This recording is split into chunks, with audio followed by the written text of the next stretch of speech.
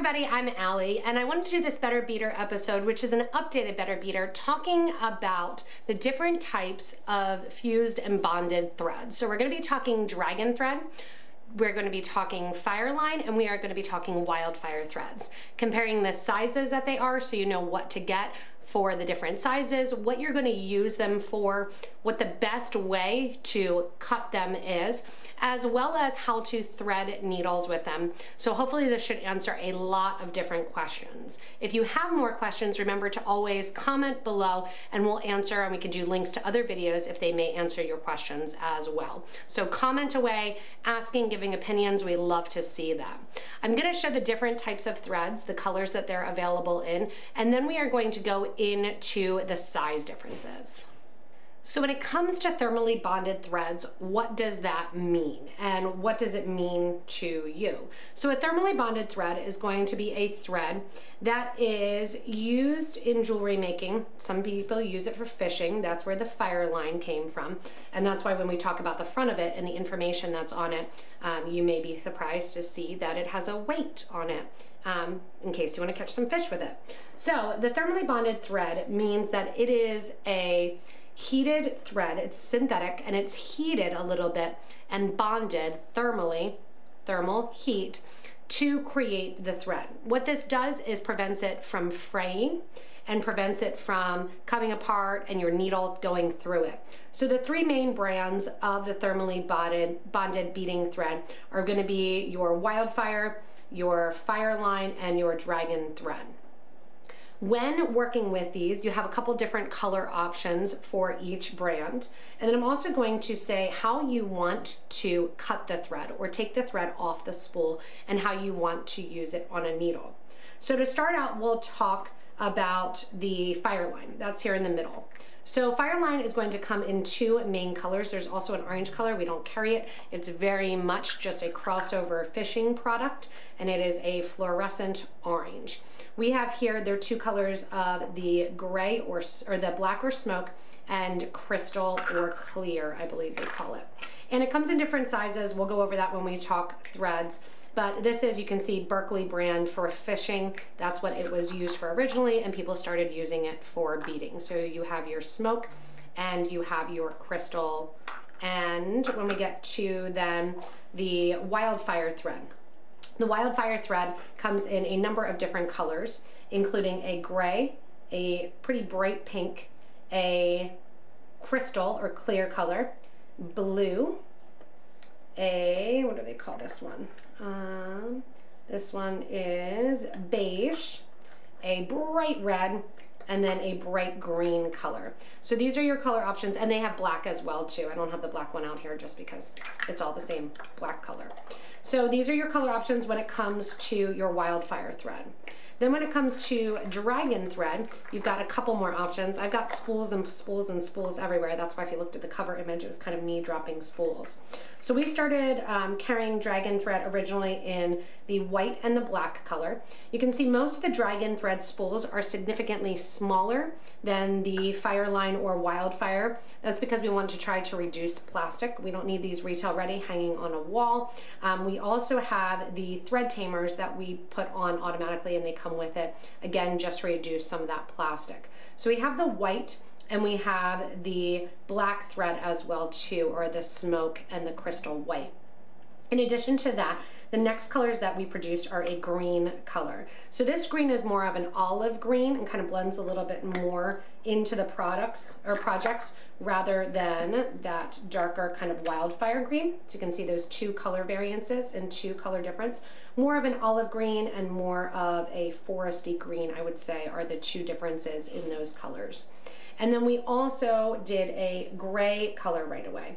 So you'll notice sometimes they are on bigger spools. We reduced to the smaller spools. The new ones are coming on smaller, except when you get to the big size 8, it just doesn't fit on a small spool. So here's our gray color versus the gray color of the Wildfire. Ours is a little bit different as far as darkness. Ours is a little bit darker. Their gray is very close to their beige. We wanted to make it a little bit darker, that it worked in between the black and the white. Next we have a blue color. So I have the smaller spool and the bigger spool just to show that you can get the different sizes here. And they have that thread tamer again on the outside. So this one I've taken the thread tamer off so you can see more of that blue color. And our blue color is not as bright and vibrant as the Wildfire. So the DragonThread blue is more of a jewel tone blue rather than the bright blue. Next color we have is a golden. So this we realized was really missing from the market, and DragonThread made this gold color. It's golden and tan is what we have it listed as. If you're looking at it for the beige, it's much more going to fit with gold beads. So this really, really goes in and is almost undetectable inside when you're working with gold beads. Works really well also with silver lined gold, Duracoat gold, all of those colors. When we do kits, we actually have the small bobbin spools. You may get 1 or 2 of this, again, really just to help reduce that plastic on the environment. In addition to those colors then, we have some new colors in the making. So I will just give a little hint as far as those. We've got some purples and some pinks. They'll be a little bit lighter than this as we go in and create those colors. Now what we want to talk about is the front of the products.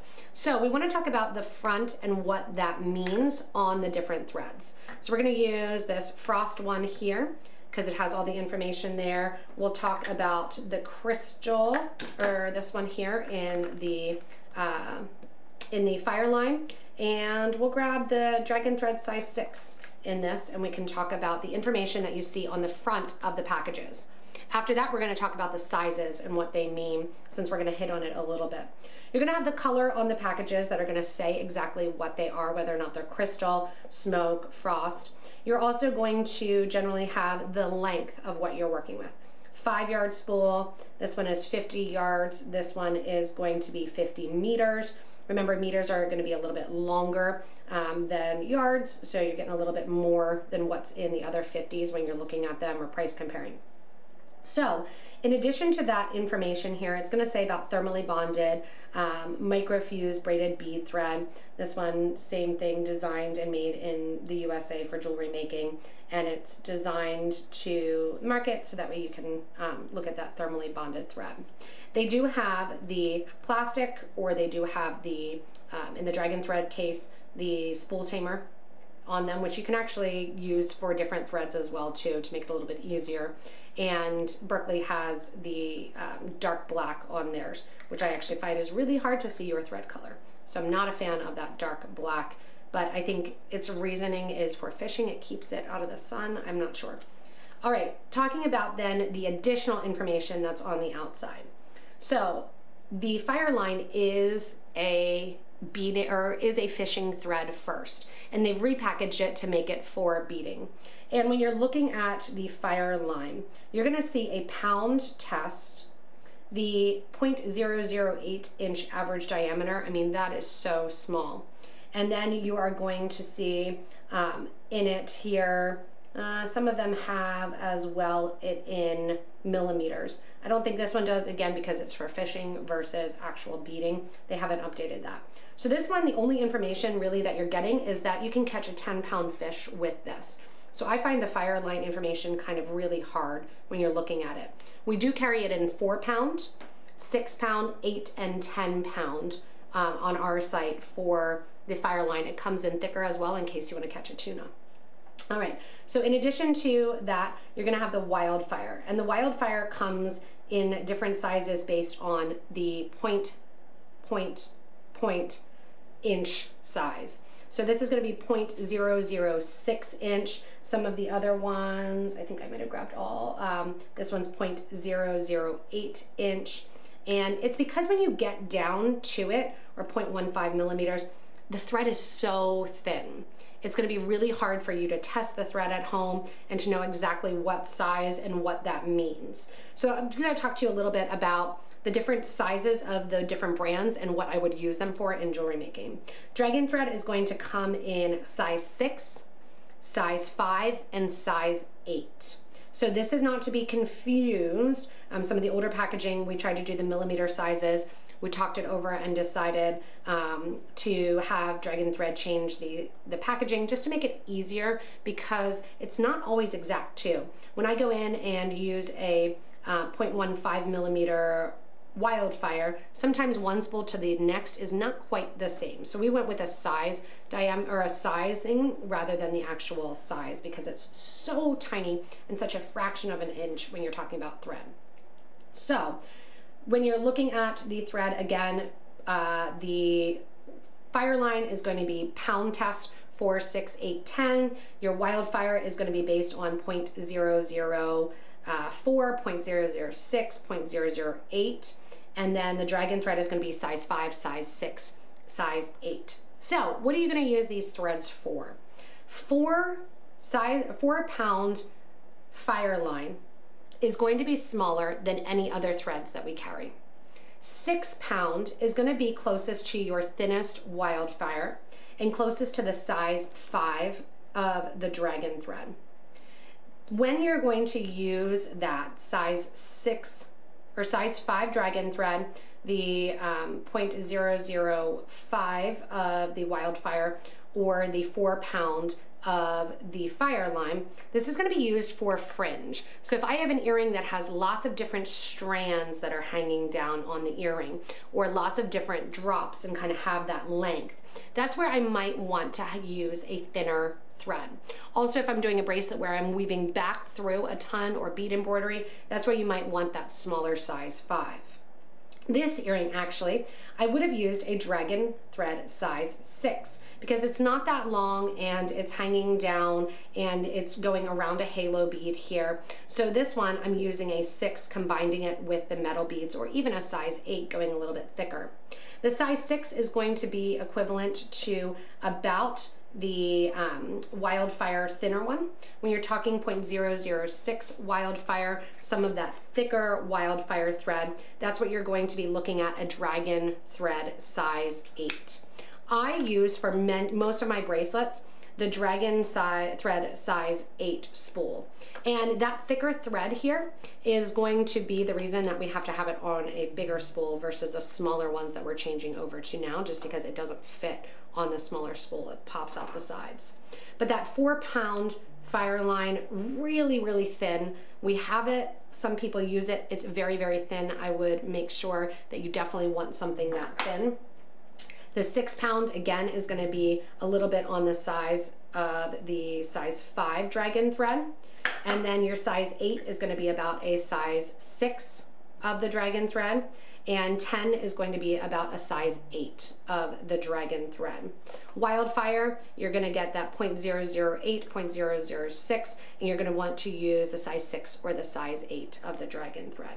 The thermally bonded information about this is going to be helpful to know how to cut and use your thread. So it is heated and bonded together. However, because it is bonded together, it's a couple different individual strands that are twisted together and heated. There is the possibility, even though they say it's impenetrable by a needle, that your thread gets weakened and you can get your needle through the thread as you're passing through.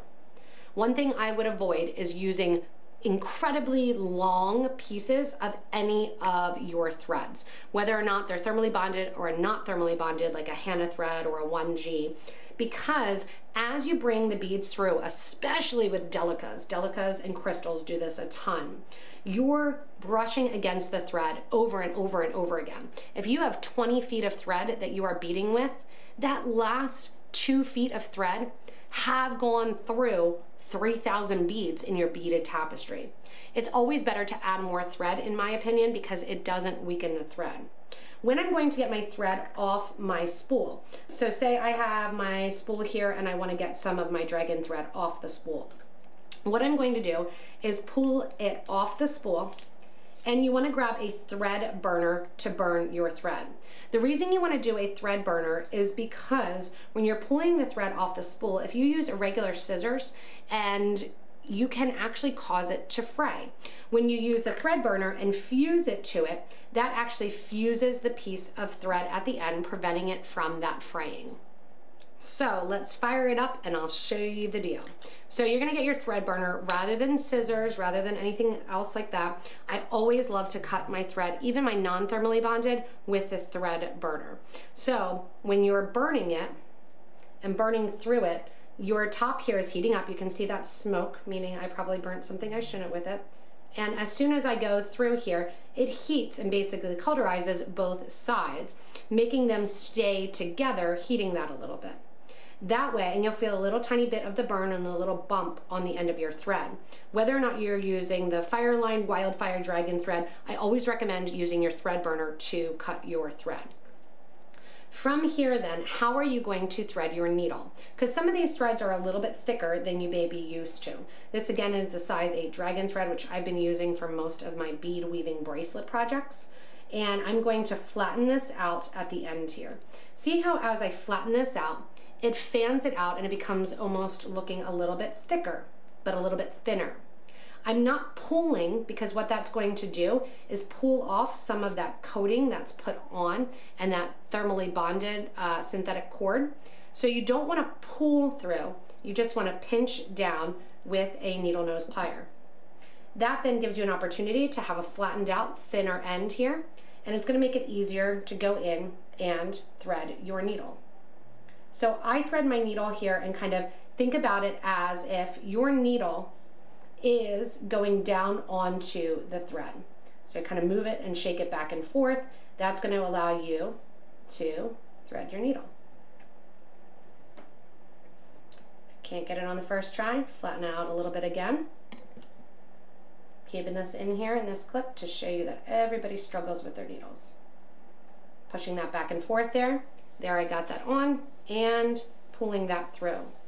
Remember, when you pull through your needle, any of these threads as well, you want to make sure that you're not holding it at the very top of the needle, because it's going to be scraping then across the top of that eye of the needle. Kind of hold it towards the middle. See, right there is at the top. If I pull, it's going to scrape along all your thread.